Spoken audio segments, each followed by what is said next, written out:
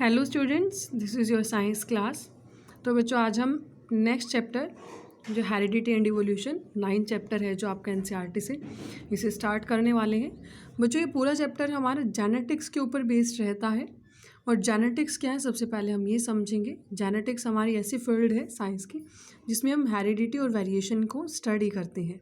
Heredity and variation को study करते हैं। ये दोनों हमारे इस चैप्टर के फर्स्ट पार्ट में बहुत इंपॉर्टेंट कंसेप्ट रहने वाले हैं। अगर हम समझे हेरिडिटी क्या है तो यहाँ पर जो ट्रांसमिशन है कैरेक्टर्स का one generation to next generation, या ट्रेट्स का कैरेक्टर्स का जो ट्रांसमिशन है, यानी कि पेरेंट्स से उनके जो ऑफस्प्रिंग या जो चाइल्ड है उनके अंदर एक जनरेशन से नेक्स्ट जनरेशन दूसरी जनरेशन के अंदर जो कैरेक्टर ट्रांसफ़र होते हैं उसे हम हेरिडिटी कहेंगे। अब बच्चों जो ये कैरेक्टर्स ट्रांसफ़र हुए ये 100% तो सिमिलर है नहीं, 100% तो ट्रांसफ़र हुए नहीं।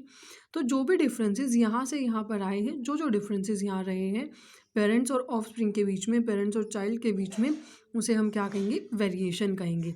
वेरिएशन भी बच्चों फर्दर हमारी दो तरह की होंगी, सोमैटिक वेरिएशन जिन्हें एक्वायर्ड ट्रेट्स के नाम से भी जाना जाता है, एंड गैमेटिक वेरिएशन जिन्हें इनहेरिटेड ट्रेट भी कहा जाता है। तो ध्यान रखें ये इंपॉर्टेंट है बहुत ज़्यादा पॉइंट, इनको एग्जाम में इन नाम से भी पूछ लिया जाता है, define acquired and inherited traits. ठीक है, तो सोमैटिक वेरिएशंस बच्चों हमारी बॉडी की जो सेल्स हैं उनके अंदर होती हैं और ये हमारे गैमेट्स में या रिप्रोडक्टिव सेल्स में होंगी, और ये ना तो इनहेरिटेड होती है ना ही ट्रांसमिट होती हैं। यानी कि ऐसा नहीं है कि भाई आपको पैदाइशी आपके अंदर प्रेजेंट है या ट्रांसमिट हो गई हैं, ट्रांसफ़र हो गई हैं आपके अंदर। गैमेटिक वेरिएशंस इनहेरिटेड या ट्रांसमिटेड दोनों हो सकती हैं, आपके अंदर पैदाइशी भी हो सकती हैं या ट्रांसमिट भी हो सकती हैं। ये हमने अभी डिस्कस किया, इन्हें एक्वायर्ड और इनहेरिटेड ट्रेट कहा जाता है। एग्जाम्पल रहेगा इसका बोरिंग ऑफ पिना। पिना यानी कि हमारे ईयर का वो एक्सटर्नल जो पार्ट, बिल्कुल एक्सटर्नल जो पार्ट है जो साउंड से सबसे पहले कांटेक्ट करता है या डील करता है, और जो कटिंग ऑफ टेल्स है डॉग्स के अंदर, ये भी हमारा सोमैटिक वेरिएशन का एक एग्जाम्पल है। और अगर हम बात करें गैमेटिक वेरिएशन के अंदर तो हमारी जो ह्यूमन हाइट है, स्किन कलर है, ये सारी चीज़ें हमें हमारे पेरेंट्स से ही मिलती हैं, उनके जीन्स के अकॉर्डिंग, उनके गैमेट्स के अकॉर्डिंग हमारे अंदर ये ट्रांसफ़र होती हैं। तो इन्हें हम गैमेटिक वेरिएशन के इनहेरिटेड ट्रेट्स के एग्जांपल्स के अंदर पढ़ेंगे। Accumulation of variation during reproduction, किस तरीके से एक्यूमुलेट मतलब इकट्ठा हो जाती हैं बहुत सारी वेरिएशंस। वेरिएशन बच्चों विभिन्नताएं होता है रिप्रोडक्शन के टाइम पर।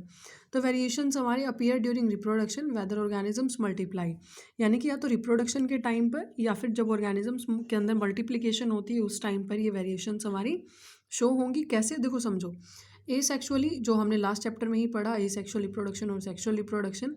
अगर एसेक्सुअल रिप्रोडक्शन है तो हमें पता है सिंगल पेरेंट इन्वॉल्व होगा तो वहाँ पर वेरिएशंस बहुत कम होंगी, और यहाँ पर स्मॉल इनएक्यूरेसीज आएंगी डीएनए कॉपिंग के अंदर। म्यूटेशन होता है बच्चों डीएनए के बेस पेयर में चेंज हो जाना।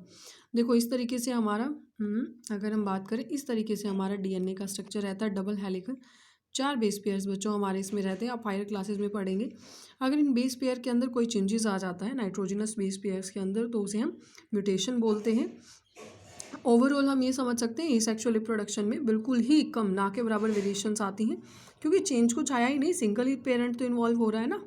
और सेक्सुअल रिप्रोडक्शन में वेरिएशंस बहुत ज़्यादा आएंगे, क्योंकि हमें लास्ट चैप्टर में हमने पढ़ा सेक्सुअल रिप्रोडक्शन में हमारे 2 पेरेंट्स इन्वॉल्व होकर के जाइगोट की फॉर्मेशन करते हैं। 2 गैमेट्स हमारे यहाँ पर इन्वॉल्व होते हैं। और occurs due to crossing over और सेपरेशन, यानी कि देखो हमने लास्ट चैप्टर में पढ़ा था कि 2 पेरेंट्स 2 गैमेट इन्वॉल्व हो रहे हैं, 46 क्रोमोसोम यहाँ पर हैं, 46 यहाँ पर है ना। तो सेपरेशन होगा सबसे पहले, तो 23 इनके अंदर से जो क्रोमोसोम्स हैं आ जाते हैं, ये भी हम आगे पढ़ेंगे। उसके बाद क्रॉसिंग ओवर होती है इनकी, फर्टिलाइजेशन होगा, जाइगोट बनेगा। तो इसकी वजह से जो सेक्सुअल वेरिएशंस हैं वो सबसे ज़्यादा रहेंगी। किसके बीच में सेपरेशन, क्रोमोसोम्स और म्यूटेशन, जो हमने अभी डिस्कस किया। इंपॉर्टेंस क्या रहेगी बच्चों वेरिएशन की, तो सबसे पहले है depending upon the nature of variations different individuals would have different kinds of advantage, यानी कि वेरिएशंस के आधार पर हम कह सकते हैं कि अलग अलग जो प्रजाति है उनको अलग अलग तरह का फ़ायदा इससे होता है। जैसे अगर हम बात करें बैक्टीरिया की, bacteria that can withstand heat will survive better in a heat wave, यानी कि जिसके अंदर हीट को लेकर के वेरिएशंस आ गई हैं, हीट को लेकर के चेंजेस आ गए हैं, तो वो बहुत वाइड रेंज ऑफ हीट के लिए हम कह सकते हैं भाई सर्वाइव कर सकते हैं, ज़िंदा रह सकते हैं, बहुत ज़्यादा तापमान पर भी वो ज़िंदा रह सकते हैं। मेन एडवांटेज जो वेरिएशन की रहती है स्पीशीज़ के लिए बच्चों वो है कि चांसेस इंक्रीज़ कर देती है किसी भी चेंजिंग एनवायरनमेंट में। ठीक है, यानी कि देखो यहाँ पर एक स्पीशीज़ है, उसके बाद नेक्स्ट जो जनरेशन है उसमें और चेंजेस आए, यहाँ से नेक्स्ट और चेंजेस आए, इस तरह से चलते रहेंगे। ये चेंजेस से क्या होगा बच्चों, जो वेरिएशन हमारी आ रही हैं इससे जो एक के बाद एक जनरेशन आ रही है ना, तो वो अलग अलग जो एनवायरनमेंट में बदलाव भी आ रहा है टाइम के साथ साथ, तो वो भिन्नताएं जो साथ साथ आएंगी वो इस वातावरण में, इस एनवायरनमेंट में रहने के लिए हमें, हमारे सर्वाइवल को, हमारे ज़िंदा रहने के जो चांसेस हैं उसे बढ़ा देती है।